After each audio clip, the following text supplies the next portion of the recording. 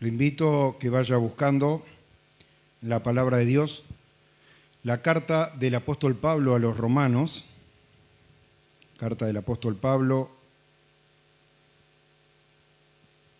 capítulo 3, versículo 21, es donde vamos a meditar. Sabe que cuando era chico, en este mismo lugar de reunión,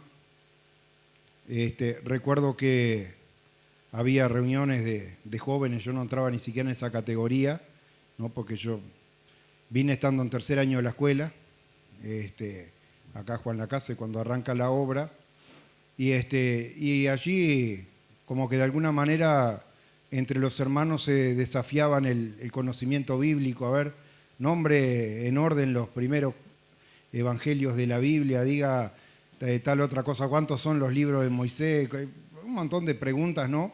En las cuales después con el paso del tiempo uno va aprendiendo, y si uno realmente se aferra a la palabra de Dios y estudia esa palabra, la mayoría de esas preguntas que en aquellos entonces parecían complicadas, uno hoy la ve bastante sencillas, ¿no? Y así uno va estudiando, va rescatando fragmentos. He dado testimonio en varias oportunidades, que recuerdo ya cuando nos habíamos mudado acá a la ciudad de Juan Lacase. Hoy pasaba con una persona ahí por donde era el Banco del Litoral en su momento, allá, y yo le decía, mirá, acá yo me acuerdo que cuando empezaron un negocio habían sacado un préstamo y teníamos que venir una vez por mes a pagarlo, y a veces me dejaban venir a mí, y yo venía el viernes y ya me quedaba el fin de semana en la casa, me quedaba allí en la casa de mi abuela. Y recuerdo que había revistas de selecciones y Reader Digest y esas revistas bastante completas para su época en información, ¿no? No existía internet ni mira de haber una computadora personal como hay hoy en día, que hoy a través del celular uno... Y siempre me quedó el recuerdo de un artículo que leí acerca del descubrimiento de los rollos que había encontrado un pequeño pastor allí en el Mar Muerto, que tiró una piedra y sintió que golpeaba algo, una especie de jarrón o cántaro que contenía allí escritos, y que luego de haber sido encontrados esos escritos los comparaban con otros manuscritos. Sabe que la escritura existían los escribas o escribanos que iban transcribiendo, como hoy hace un escribano, dice, doy fe de que esto es una copia fiel del original. Hoy lo hacemos con una fotocopia, pero antiguamente se hacía a mano, y había gente cuya tarea era la de transcribir la palabra de Dios. Y este hallazgo era de gran relevancia, porque demostraba que a pesar de tantas transcripciones que se habían hecho, tantos copistas habían copiado de un texto a otro, la escritura, el contenido, permanecía fiel. Eso era la esencia de aquel hallazgo que se documentaba en aquella revista. Y de allí en más siempre me interesó. Había otros hermanos de la Iglesia de Dios que sacaban una revista ya desde el año 60, y siempre estaba trayendo mucho conocimiento.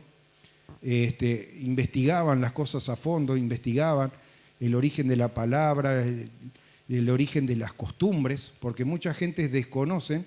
Jesús mismo le dice a los saduceos, erran mucho ignorando las escrituras. O sea, una de las mejores maneras de estar equivocado en lo que uno piensa o afirma en su fe es cuando no conoce la escritura, ¿no? Por eso Jesús dice, mucho erráis ignorando las escrituras y el poder de Dios. Pero también la escritura fue dada con un propósito. Y a raíz de eso uno se pone a investigar. Algunos, hace un tiempito atrás acá la hermana Gladys me pasa un video de uno que se lo había tragado una ballena, y después fue y la vomitó en la playa, muy parecido a lo que es la historia allí que nosotros encontramos en el libro de Job, que incluso creo que está hasta documentado el momento ese, ¿no? Y uno se puede valer de estas cosas y de alguna manera decir, bueno, quiero usar de esto como un argumento para convencer, como si de alguna manera Dios necesitase convencernos a nosotros de que Él es justo y que nosotros tenemos la obligación de reconocerle a Él como justo y venir y doblegarnos. Cuando se piensa de esa manera, y creo que muchos tal vez lo piensan de esa manera, y dice, bueno, demuéstreme primero de que Dios existe. Entonces uno dice, bueno, mire, lo confirmo a través de esta escritura, del cumplimiento de las profecías que se fueron dando, por ejemplo, en la vida de Jesús. Usted ve que en los evangelios leen una y otra oportunidad para que se cumpliera lo escrito por el profeta. Entonces podría decir, mire, 500 años antes de que estas cosas ocurrieran, fueron detalladas con lujo de detalles como el sufrimiento del siervo del Señor, dice allí, herido fue por nuestras rebeliones, molido por nuestros pecados, como cordero fue llevado al matadero, no abrió su boca, ¿no? Señalando puntualmente acerca del sacrificio de Jesucristo. Y no podía decir, bueno, voy a usar de esto para tratar de argumentar para el que no cree. Pero el apóstol Pablo, hermano, ya había pasado por ese camino mucho tiempo antes que nosotros. El apóstol Pablo había dejado su ciudad de origen y se había trasladado a Jerusalén para aprender todos esos detalles con los cuales podía argumentar desde su conocimiento a aquellos que no creían. Pero ¿sabe qué, hermano? En medio del conocimiento no estaba la luz de Dios, porque el apóstol Pablo, antiguamente llamado Saulo de Tarso, no conoció al Señor sentado en el banco de alguna sinagoga o tomando alguna clase de teología en alguna universidad, diríamos hoy en términos más modernos, sino que cuando allí estaba persiguiendo a los de la fe, Dios los llama en el camino a Damasco y se revela a su nombre, y entonces realmente él puede llegar a entender ese contraste que había. Nosotros en Colonia estamos haciendo un estudio en Hechos 26 por ahí, y Pablo hace el contraste entre el Jesús de Nazaret, que en aquellos días era conocido, históricamente se le conocía porque era una persona que había sido de renombre por los milagros que había hecho. Dice, su fama se había difundido hacia Galilea, incluso unos griegos habían venido consultando por Jesús. Entonces, y él en su defensa, él habla y dice, yo iba persiguiendo a los seguidores de Jesús de Nazaret, porque lo tenía como un hombre que había sido ajusticiado, pero no como el Hijo de Dios que había resucitado. Y cuando se le manifiesta en el camino, realmente él alcanza a entender el cumplimiento de los planes de Dios. Y hermano, hay una cosa que a veces, como creyentes, había una división clara en los días en que se comenzó allí a predicar la palabra por medio de los apóstoles, por un lado, por medio del apóstol Pablo y sus colaboradores, por otros, unos principalmente orientando su predicación a los judíos, otros orientando su predicación hacia los gentiles que se convertían, ¿no? Y allí como que había dos rebaños diferentes. Y Jesús claramente enseña que había otro rebaño, pero que Él iba a traer a sí mismo. Y como esta alabanza que cantábamos, ¿no? Jesús quiere hacer, el propósito de Jesús no es que haya dos rebaños, sino que haya un rebaño solo y que haya un pastor solo, el cual es el propio Señor Jesucristo. Y hermano, como le decía, el apóstol Pablo pasó por ese mismo camino de tratar con el entendimiento, de tratar con los argumentos humanos, de justificar la necesidad del hombre de reconocer a Dios. Y ya mucho más maduro, habiéndose revelado el Señor Jesucristo a su vida, él escribe esta carta a la iglesia de Roma y le habla acerca de la justicia que es por fe y viene a exponer de alguna manera una realidad que era visible. Había judíos, había gente que no siendo judíos se había convertido al judaísmo, y había otro sector que eran los gentiles. Y el apóstol Pablo quiere hacerles saber acerca de la justicia de Dios. ¿Qué le quiero decir con esto, hermano, cuando hablo de la justicia de Dios? Que pudiese cada uno de ustedes entender una realidad. Yo quisiera que hoy usted pueda ser consciente de esta realidad para también, al momento de transmitirle el mensaje o invitar a alguien para que se congregue y sea parte del cuerpo de Cristo, usted entienda una realidad. Todos hemos pecado y todos vamos de camino a un tribunal, a un juicio. A un juicio, hermano, en el cual nosotros somos los enjuiciados, y una condena, hermano, cuyo final es la muerte. La paga del pecado es la muerte, enseña la palabra. Y todos pecaron y todos están destituidos de la gloria de Dios. Hermano, el apóstol Pablo viene a hablarle acá acerca de la justicia. ¿Cuál es la justicia? Es que Dios, hermano, dio ese mandato, ese precepto de que la paga del pecado es muerte. Y el Señor no es hombre para que muera, para que mienta, y es necesario que ese juicio se cumpla. Y entonces Jesucristo es ofrecido allí como propiciación. Es ofrecido, hermano, como una ofrenda capaz de satisfacer allí aquel juicio que Dios mismo estableció, muriendo Él por nosotros. Hermano, eso es lo que le viene a comunicar acá a la iglesia de Roma, a una iglesia que estaba en parte dividida por distintos orígenes, unos que venían del judaísmo, otros que yo le decía que eran gentiles y se habían convertido, y allí cada uno pensaba, como muchas religiones hoy en día piensan en su propia justicia, piensan bueno, si el predicador me convence, capaz que yo me arranco a congregar, no siendo consciente, hermano, de que hay un juicio, después de la muerte, dice la palabra, viene el juicio. Hay una cosa que es cierta, todos tendremos que presentarnos, dice el apóstol Pablo, todos tendremos, se incluye él, todos tendremos que presentarnos delante del tribunal de Dios para recibir de acuerdo a lo bueno o lo malo que hayamos hecho. Y en el camino el Señor, como interceptó al apóstol Pablo, nos intercepta hoy a nosotros y nos está comunicando. Y hermano, qué increíble que es que la palabra de Dios nos dice que nosotros estamos siendo condenados porque dijimos una mentira hoy, o porque tuvimos un mal pensamiento ayer, o cualquier otra actitud que nosotros quisiéramos allí atribuirle a la desobediencia de una persona, sino que el que es condenado, ¿sabe por qué es condenado?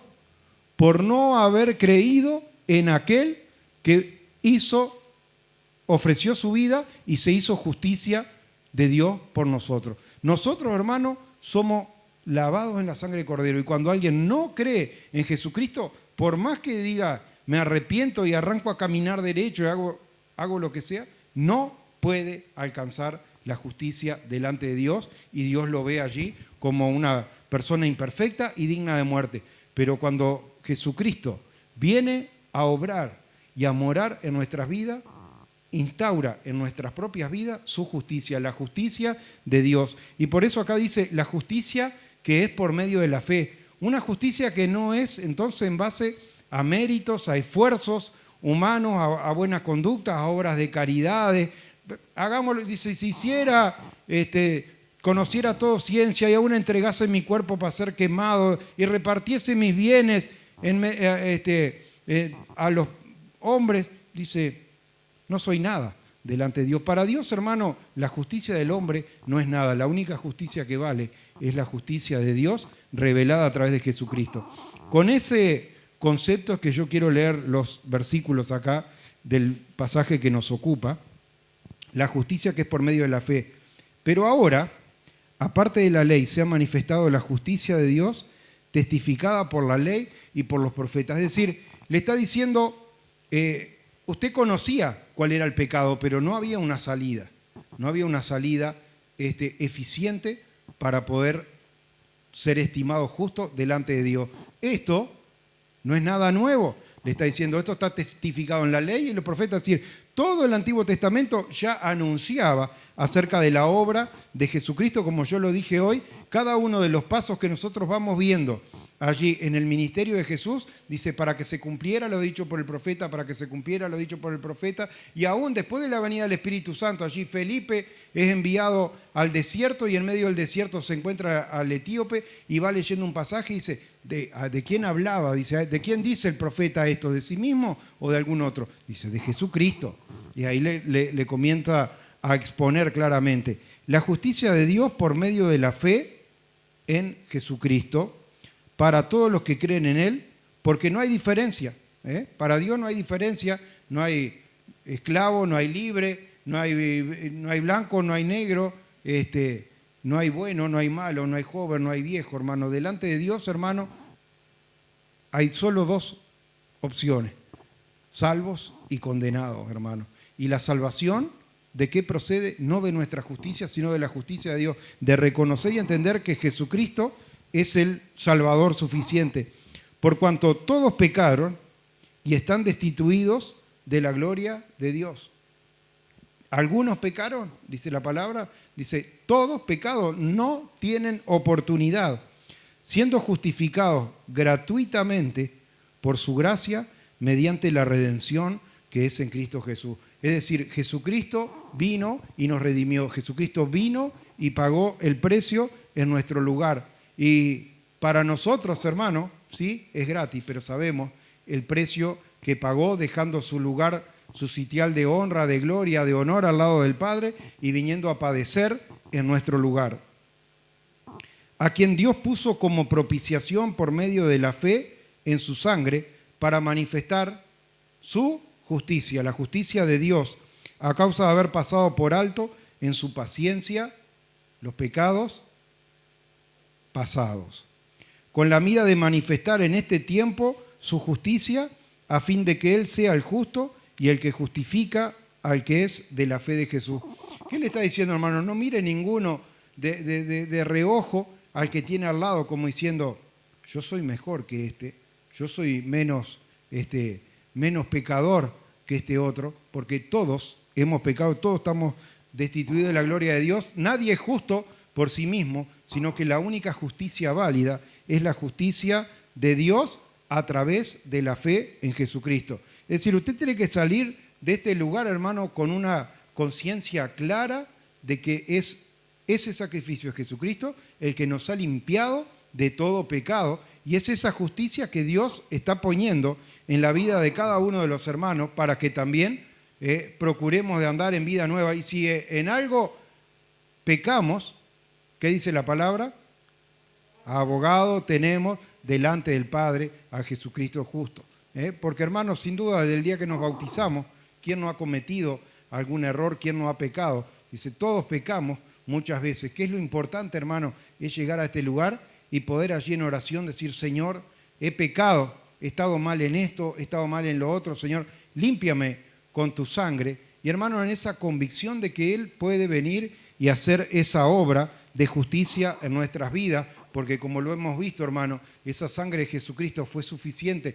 El sacrificio de una vez y para siempre, como ya lo hablamos concerniente al sacrificio de Jesucristo y a la falsa doctrina de que se enseña y se vuelve a morir cada año y todas esas cosas que se apartan.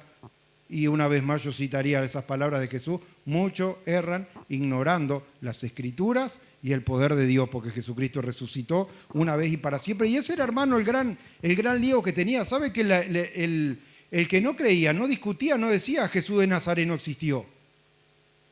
Todos sabían acerca de esto. El propio Festo, que va a juzgar allí a Jesús, sabía, dice, estás loco cuando le habla estas cosas, pero en ningún momento le dijo, ¿de quién estás hablando? Nunca escuché hablar de él, porque muchos habían escuchado y deseaban oír acerca de la palabra de Jesús en tanto que él estaba en su ministerio en la tierra. Nadie discutía que Jesús había existido como un personaje histórico, como se dice hoy en día, pero Jesús no era una persona cualquiera, era el Hijo de Dios, el Verbo, el que estaba desde el principio, que se había hecho carne, había tomado forma de persona y había venido y había ofrecido su vida y había resucitado.